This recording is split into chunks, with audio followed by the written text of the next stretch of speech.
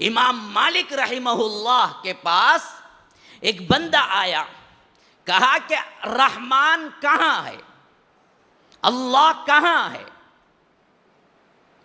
صاف آیت ہے سورہ طٰہٰ کے اندر، الرحمن علی العرش استویٰ، اللہ رب العالمین اپنے ذات سے عرش پر مستوی ہے۔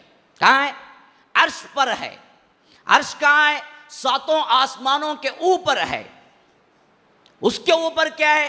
بہتا ہوا سمندر ہے جس کا فاصلہ کیا ہے؟ 500 سال کی مسافت ہے۔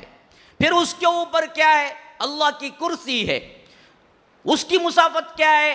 زمین اور آسمان کی مسافت ہے، ایک پائے کی مسافت، ہاں، زمین اور آسمان کی مسافت۔ اور اس کے اوپر کیا ہے؟ عرش ہے، اس کا فاصلہ کیا ہے؟ اس کی چوڑائی کا فاصلہ بھی زمین آسمان کے برابر ہے، زمین آسمان کے برابر ہے۔ اس کو فرشتے اٹھائے ہوئے ہیں، اور ایک فرشتے کا اس کان کی لو سے اس کان کی لو تک یا کندھے سے کندھے تک کا فاصلہ کتنا ہے؟ وہ بھی زمین آسمان کے برابر ہے، وہ بھی زمین آسمان کے برابر ہے۔ اس پر عرش ہے، پتہ نہیں کتنا بڑا فرشتہ ہے وہ، جس کا خالی یہاں سے لے کر یہاں تک کا فاصلہ زمین آسمان کے برابر ہے۔ اس کے کہنی سے لے کر کیا ہے؟ کلائی تک کا فاصلہ زمین آسمان کے برابر ہے۔ ٹخنے سے لے کر گھٹنے تک کا فاصلہ زمین آسمان کے برابر ہے۔ اب یہاں اللہ ہے۔ بعض لوگ بولتے ہیں اللہ کہاں ہے گا؟ تو سب جگہ ہے۔ بعض جگہ بولتے ہیں اللہ میرے دل میں ہے، اتنا بڑا دل کہاں سے آگا کہ اسے؟ یہ سب غلط عقیدے ہیں۔ اللہ نہ ہر جگہ ہے نہ اللہ دل میں ہے، ہر جگہ ہے۔ یہ سب سے بڑا شرک ہے، اس سے بڑا شرک ہی نہیں دنیا میں۔ عیسیٰ علیہ السلام کے پیروی کرنے والے تو کم از کم یہ کہے کہ اللہ 3 میں بڑھ گیا، ان اللہ ثالث ثلاثہ، ایک عیسیٰ میں بڑھ گیا، ایک ان کی ماں مریم میں بڑھ گیا، ایک جبرائیل میں بڑھ گیا، یہ 3 میں سے کوئی ایک اللہ ہے بولے۔ اسے اللہ تبارک و تعالی بولا کہ تکاد السماوات یتفطرن منہ وتنشق الارض وتخر الجبال حدا ان دعوا للرحمن ولدا، سورہ مریم کے اندر۔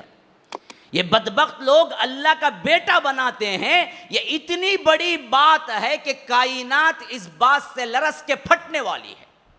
تکاد السماوات یتفطرن منہ وتنشق الارض، اور زمین ٹکڑے ٹکڑے ہو جانے والی ہے، آسمان ٹکڑے ٹکڑے ہو جانے والا اس بات سے، اتنی عظیم بات ہے۔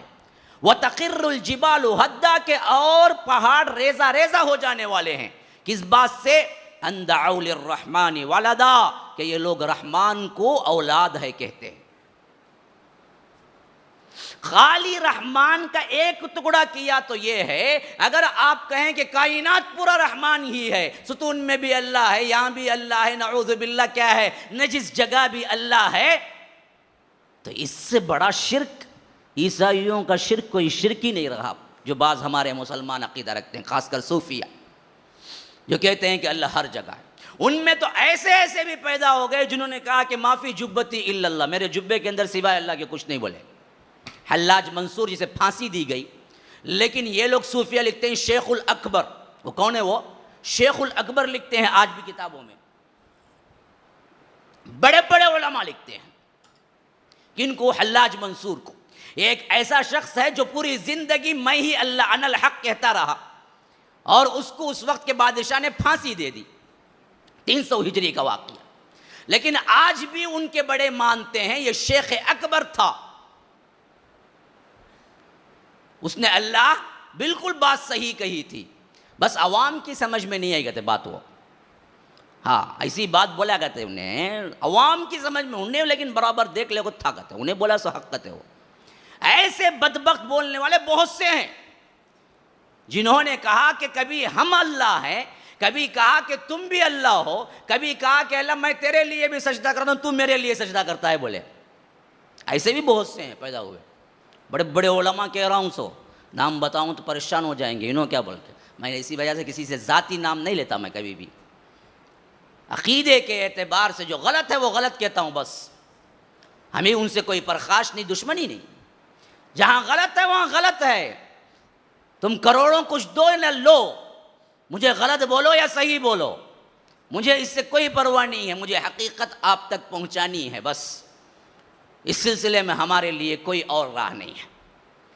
لیکن ہیں لوگ ایسے جنہوں نے کیا مسلم امت کے بڑے بڑے علماء کہلائے، انہوں نے یہ عقیدہ یہ سکھا دیا کہ اللہ ہر جگہ ہے،